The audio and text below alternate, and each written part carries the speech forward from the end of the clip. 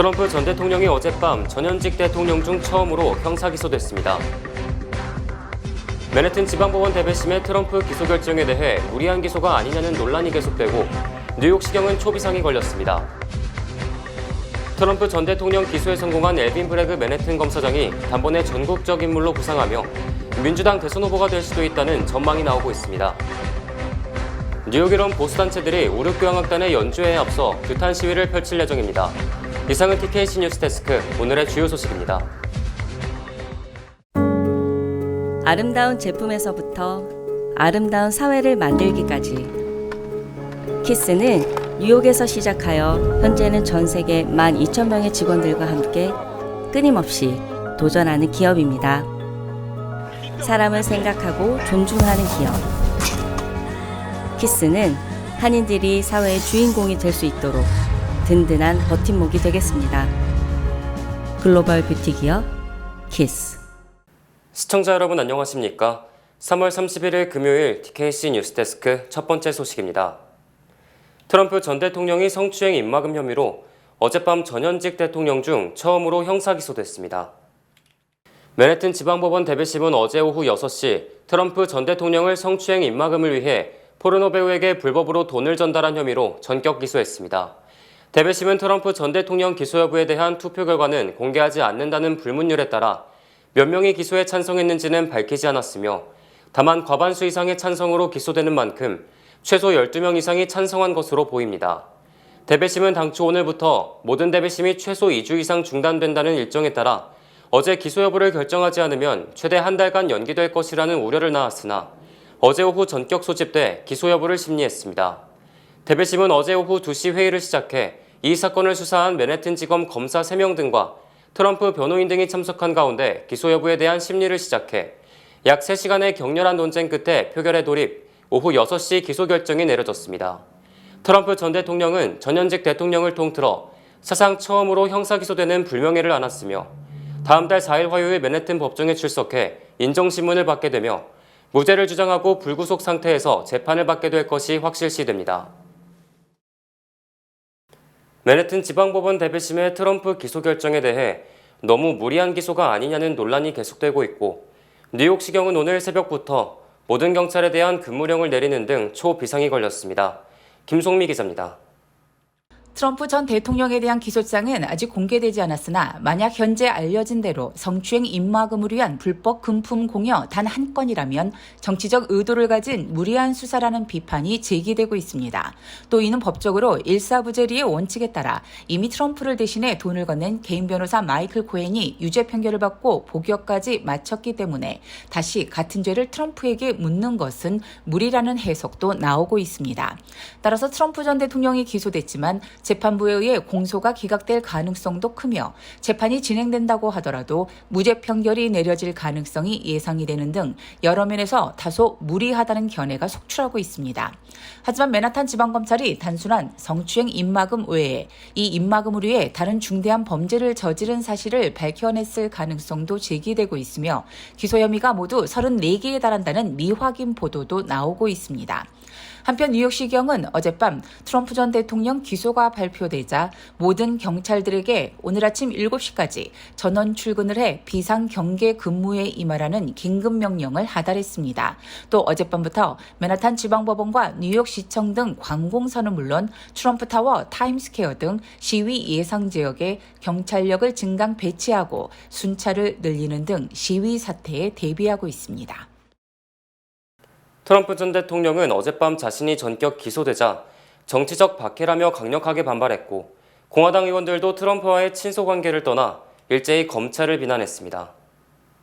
트럼프 전 대통령은 성명을 통해 이것은 정치적 박해며 역사상 가장 높은 수준의 선거 개입이라고 주장하고 내가 대통령 당선 전부터 좌파 민주당원들이 미국을 다시 위대하게 운동을 파괴하기 위해 마녀사냥을 벌여왔다고 주장했습니다.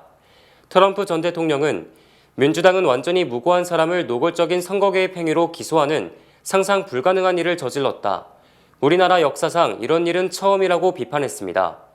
케빈 메카시 연방하원의장도 엘빈 그레그 맨해튼 검사장이 대선에 개입하기 위해 우리나라에 회복 불가능한 피해를 입혔다. 그는 신성한 사법 시스템을 정치적 무기로 변질시켰다고 목소리를 높였습니다. 또 스티브 스칼리스 공화당 하원 원내대표도 뉴욕 검찰의 기소는 극좌 민주당이 정적을 공격하기 위해 정부를 어떻게 무기화하는지를 보여주는 사례라고 주장했습니다. 특히 트럼프 전 대통령의 최대 라이벌인 론 드샌티스 플로리다 주지사도 플로리다 주정부는 절대로 뉴욕 검찰의 트럼프 송환 요청 등에 협조해서는 안 된다. 트럼프 전 대통령이 강제 송환되도록 손을 놓고 있지는 않을 것이라고 강조했습니다. 트럼프 전 대통령 기소에 성공한 엘빈 브래그 맨해튼 검사장이 단번에 전국적 인물로 부상하며 차기 내지 차차기 민주당 대선 후보가 될 것이라는 전망도 나오고 있습니다. 김송미 기자입니다. 엘빈 브래그 맨하탄 검사장은 지난해 1월 사이러스 벤스 주니어 검사장에 이어서 맨하탄지검 역사상 사상 첫 흑인 검사장이 됐으며 어젯밤 대배심을 설득 트럼프 전 대통령 기소에 성공함에 따라서 전국적 인물로 부상했습니다. 특히 레티샤 제임스 뉴욕주 검찰총장이 트럼프 전 대통령을 기업회계 부실로 기소하고 대선으로 직행한다는 전략을 세우고 수사에 총력을 기울였지만 브래그 검사장이 첫 기소를 따냄으로써 같은 흑인인 제임스를 제치고 정치적으로 유리한 고지를 선점한 것으로 풀이됩니다. 브래그 검사장은 1973년 10월 뉴욕 할렘에서 태어나 하버드대와 하버드대 로스쿨을 졸업한 뒤 뉴욕 남부 연방검찰 검사로 임용됐으며 뉴욕주 검찰총장실에서 트럼프 수사를 담당하다 지난 2021년 11월 맨하탄 지방검사장 선거에 출마해 당선됐습니다. 브래그 검사장은 부임 직후 트럼프 기소 증거가 불충분하다며 기소에 미온적 입장을 보였지만 보강 수사를 통해 배심원들에게 기소 당위성을 인식시킴으로써 트럼프 기소를 낚아챘습니다. 브래그 검사장은 스스로를 할렘의 아들이라고 칭할 정도로 자신이 흑인임을 강조, 얻을 수 있는 이익을 충분히 인식한 인물로 차기 또는 차차기 대선 출마 가능성이 큰 것으로 전망되고 있습니다. 뉴욕 일원 보수단체들이 북한 정권을 찬양하는 우르 교향악단의 연주회에 앞서 규탄 시위를 펼칠 예정입니다.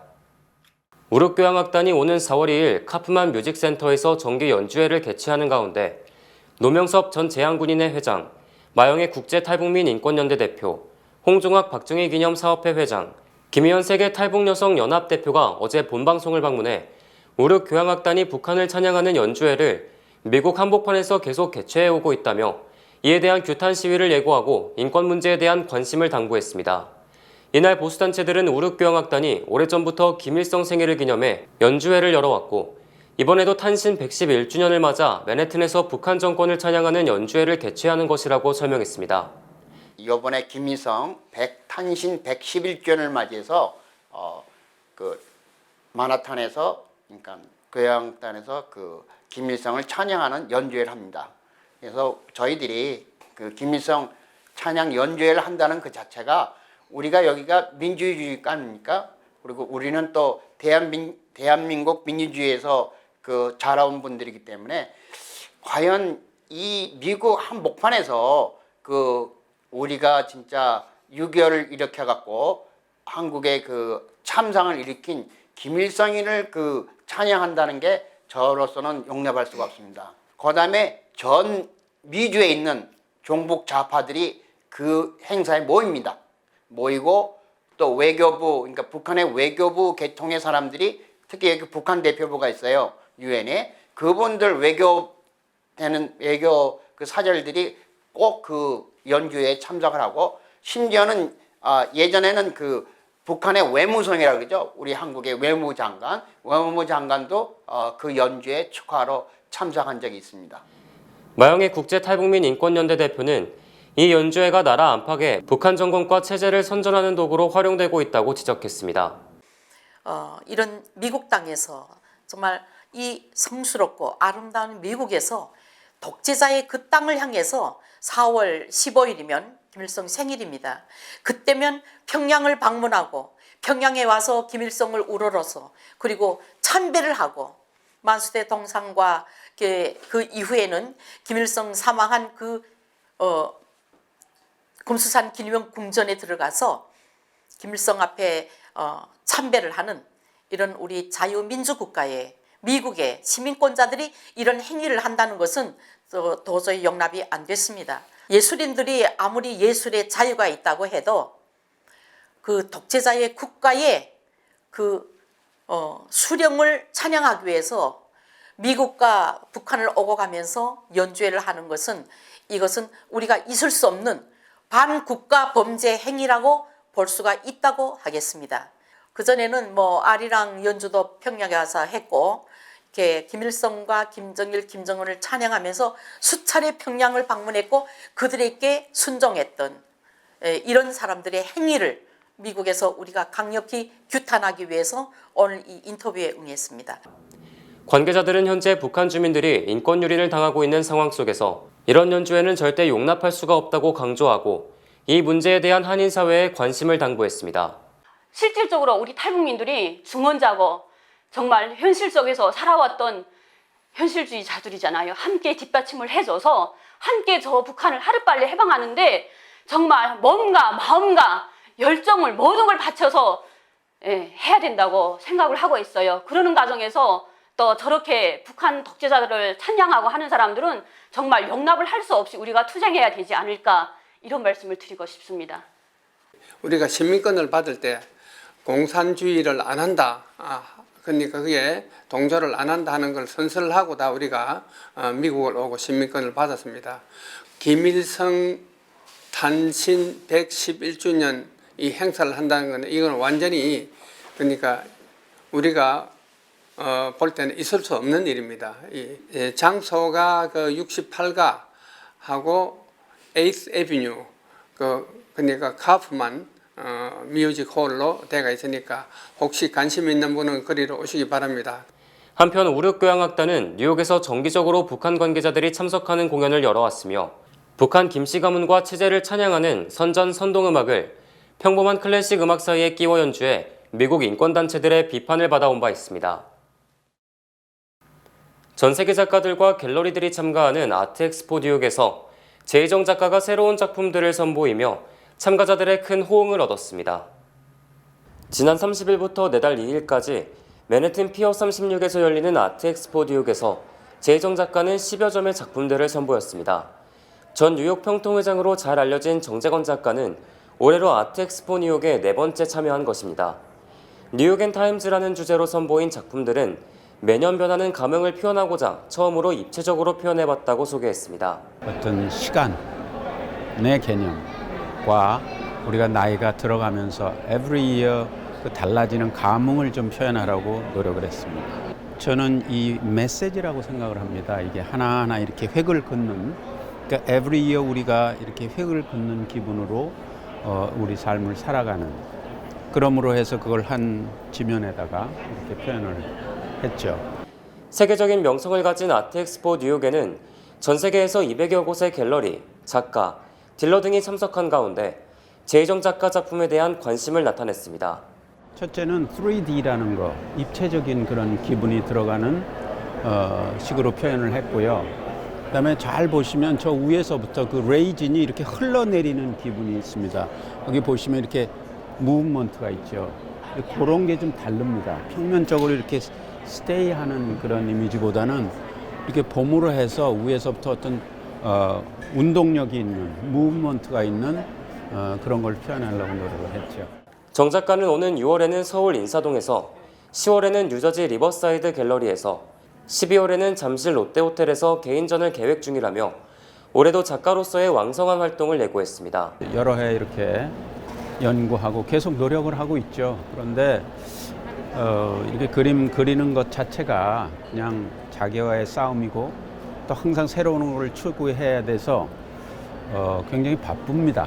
그리고 또 그리는 것뿐이 아니고 또 책도 많이 봐야 되고 열심히 하는 가운데 굉장히 그 행복감을 느끼고 마음의 그 약간의 그 평화라고 그럴까요? 한편 매년 2만 명의 예술 팬과 5천 명의 트레이더가 아트엑스포 뉴욕을 찾으며 갤러리 관계자, 인테리어 디자이너, 건축가, 기업 바이어 등이 참석해 작품을 감상하고 구매합니다. 코로나19로 인해 퀸즈 등 뉴욕시 5개 보로 중 3개 보로의 인구가 급감한 것으로 집계됐습니다. 연방센서스국에 따르면 지난 2021년 6월부터 지난해 6월까지 뉴욕시 퀸즈 카운티의 인구가 5만 112명 감소해 전국 3천여 개 카운티 중 LA 카운티와 시카고를 관할하는 쿠 카운티에 이어 세 번째로 큰 인구 감소를 보였습니다. 또 뉴욕시 브루클린을 관할하는 킹스 카운티의 인구가 같은 기간 46,970명 감소했고 브롱스 카운티는 41,113명 감소한 것으로 조사됐습니다. 이처럼 뉴욕시 5개 보로 중 3개 보로, 즉 3개 카운티의 인구 감소가 전국에서 최고 수준을 기록했으며 스태튼 아일랜드를 관할하는 리치몬드 카운티는 1년간 2,351명이 줄었습니다. 반면 맨해튼을 관할하는 뉴욕 카운티는 2021년 초반까지 1년간 무려 10만 명이 줄었으나 2021년 중반부터 2022년 중반까지 1년간 다시 인구가 17,472명이 증가했습니다. 또 뉴욕 시내 전체 인구는 2022년 7월 1일 기준 833만 6천 명으로 전년보다 12만 3천 명이 줄었으며 팬데믹 이전보다는 무려 47만 명이 감소했습니다. 연준의 은행권 긴급대출이 지난주 감소하면서 실리콘밸리 은행 파산 등에 따른 금융권 불안이 다소 진정되는 모습을 보이고 있습니다. 김송미 기자가 보도합니다. 블룸버그 통신은 지난 23일부터 29일까지 일주일 동안 연준에 대한 금융권의 미상환 차입금은 1,526억 달러로 일주일 전 1,639억 달러보다 6.9% 줄었습니다. 특히 연준 각 지역은행 재할인 창구를 통한 대출 잔액은 882억 달러로 전주 1,102억보다 20%나 감소하며 안정을 되찾은 것으로 조사됐습니다. 재할인 창구 대출 잔액은 금융권 유동성 위기가 시작이 된 이달 초 무려 1,529억 달러까지 치솟으며 역대 최고치를 기록한 점을 감안하면 약 절반 정도 크게 줄어든 것입니다. 재할인 창구 대출은 유동성 문제 탈출을 위한 마지막 수단으로 인식되고 거꾸로 은행은 파산 직전으로 인식되기 때문에 대출한 은행은 2년간 공개되지 않습니다. 다만 연준이 유동성 부족 금융기관 지원을 위한 은행 단기 대출 프로그램 지원액을 644억 달러로 전주 537억 달러보다 19.9% 늘었지만 절대적 액수는 약 107억 달러에 불과합니다. 이에 대해 블룸버그 통신은 연준의 긴급 대출 규모가 줄어든 것은 예금 인출 등 뱅크런이 진정됐다는 것으로 연준의 각종 조치가 효과를 내고 있다는 의미라고 분석했습니다. 월가 투자은행 제프리스도 은행권 동요가 어느 정도 진정됐으며 적어도 상황이 더 이상 악화되지는 않을 것이라는 안도감을 느낀다고 평가했습니다. IT 업계를 중심으로 대규모 감원이 계속되는 가운데 직장인 절반 정도가 해고 등을 우려해 휴가 등을 모두 쓰지 못하는 것으로 나타났습니다. 여론조사기관 퓨 리서치가 직장인 5,900여 명을 대상으로 설문조사를 실시한 결과 응답자 48%가 주어진 휴가를 모두 쓴다고 답한 반면 주어진 휴가를 다 쓰지 못한다는 답변이 46%에 달했습니다. 또 휴가를 다 쓰지 못한 응답자들은 그 이유에 대해서 정해진 휴가 일수가 모두 필요하지 않아서가 52%로 가장 많았지만 뒤처지는 것 등이 두려워서가 49%, 동료에게 부담을 주기 싫어서가 43%로 조사됐습니다. 이 외에도 경력 훼손 우려가 19%, 실직 우려가 16%로 회사에서 휴가를 장려하지 않아서는 12%로 뒤를 이었습니다. 한편 연방노동통계국에 따르면 미국 민간기업 근로자는 취업 5년 뒤 평균 휴가 일수가 15일, 20년 이상 근무하면 평균 20일을 휴가로 사용할 수 있습니다. 디즈니 픽사의 새 영화 엘리멘탈이 오는 6월 개봉합니다. 디즈니 픽사가 영화 엘리멘탈의 새 공식 트레일러를 발표했습니다. 이번 영화는 한국계 미국인 피터손 감독의 작품으로 물과 불, 땅, 공기 등 세상을 이루고 있는 원소들을 의인화해 이들이 함께 살아가고 있는 세계 엘리멘트 시티를 선보입니다. 엘리멘트 시티에는 각 원소들은 절대 섞일 수 없다는 규칙이 존재하지만 불의 캐릭터 엠버와 물의 캐릭터 웨이드는 함께 모험을 떠나고 이 과정에서 싹트는 우정과 특별한 여행을 선보일 예정입니다. 영화의 배경인 엘리멘트 시티는 전 세계 대도시로부터 영감을 받아 디자인됐으며 소나무처럼 생긴 빌딩, 폭포처럼 생긴 고층 건물, 토네이도 모양의 경기장에 이르기까지 이 영화가 다루고 있는 요소들의 특징을 잘 반영한 것으로 나타났습니다. 엠버와 웨이드 역으로 레아 루이스와 마무드 아티가 각각 캐스팅됐고 제작은 데니스 림이 맡았습니다. 디즈니 픽사의 새 영화 엘리멘탈은 오는 6월 16일 극장에서 개봉합니다. 우크라이나를 침공한 러시아가 북한에서 탄약을 확보하기 위해 식량을 제공하는 등 안간힘을 쓰고 있는 것으로 조사됐습니다. 김윤수 특파원이 전합니다. 미 백악관은 북한이 러시아에 탄약을 주고 대가로 식량을 받기로 한 정황을 포착했다고 밝혔습니다. 지난해 말 러시아 용병회사 와그너 그룹에 무기를 공급한 데 이어 대러 추가 지원에 나섰다는 겁니다. Any arms deal between North Korea and Russia would directly violate a series of UN Security Council resolutions. 미 재무부는 20여 종의 북한 무기와 군수품을 러시아에 판매하고 항공기와 원자재 등을 북한에 주는 거래를 계획한 슬로바키아인 무기상에 대한 제재를 발표했습니다. 북러 간 추가 거래도 이 무기상이 주도하는 걸로 미 당국은 보고 있습니다. 대러 무기 지원설은 모략과 낭설이라며 강하게 부인했던 북한의 주장과 달리 밀거래가 계속되고 있다는 게 미국의 판단입니다. 이딴 제재로 고립무원인 러시아가 이란과 북한을 최후의 군수 공급처로 보고 있다는 겁니다. 북러 관계가 갈수록 밀착하는 가운데 러시아가 미국 일간지 기자를 간첩 혐의로 체포하면서 미국은 러시아에 있는 자국민에 대해 대피령을 내렸습니다. It is not safe for U.S. citizens to be in the Russian Federation. Any U.S. citizen residing or traveling in Russia should depart immediately.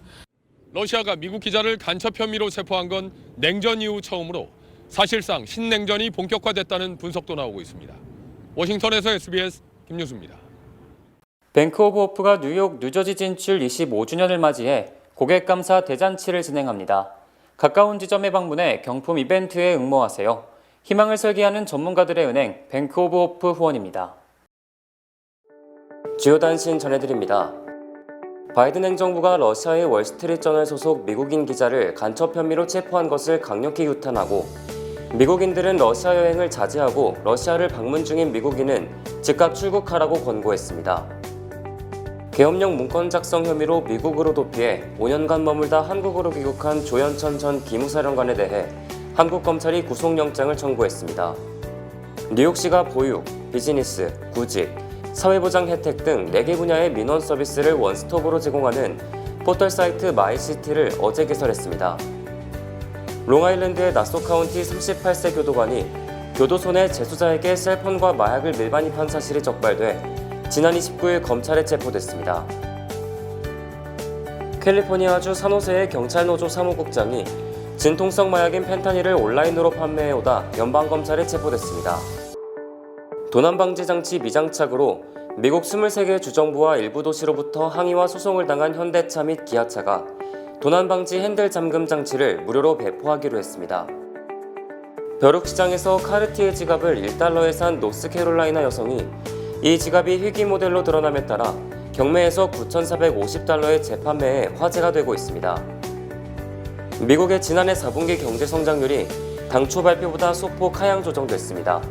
연방상무부는 지난해 4분기 국내 총생산 증가율이 연율 2.6%로 집계됐으며 이는 확정치로 앞서 발표된 속보치 2.8%보다 0.1%포인트 내렸습니다. 날씨 전해드립니다. 내일은 낮부터 저녁까지 천둥 번개를 동반한 비 예보가 있습니다. 내일 낮 최고 기온은 69도, 밤 최저 기온은 41도로 다소 큰 일교차가 예상됩니다. 내일 아침 해 뜨는 시간은 오전 6시 39분, 해 지는 시간은 오후 7시 20분입니다. 이어서 주간 날씨와 세계 날씨 보내드립니다.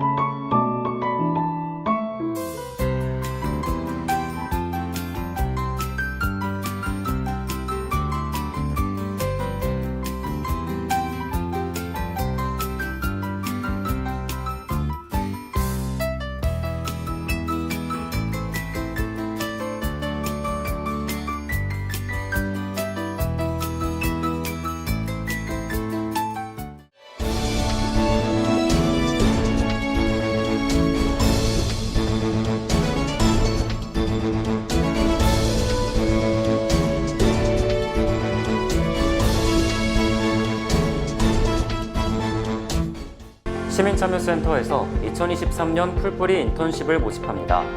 2006년부터 시작된 시민참여센터의 인턴십 프로그램은 한인사회에 대한 전반적 이해, 현 미국 사회 이슈에 대한 토론 및 세미나, 지역 정치인과의 면담 등 다양한 프로그램을 제공합니다. 이번 인턴십 프로그램은 6월 2일부터 10월 27일까지 진행되며 공공정책 및 정치 관련 분야에 관심 있는 9학년 이상의 학생이라면 누구나 지원 가능합니다. 시민참여 웹사이트를 통해 오는 4월 28일까지 지원하세요. 3월 31일 금요일 TKC 뉴스데스크 여기서 마치겠습니다. 시청해주신 여러분 고맙습니다.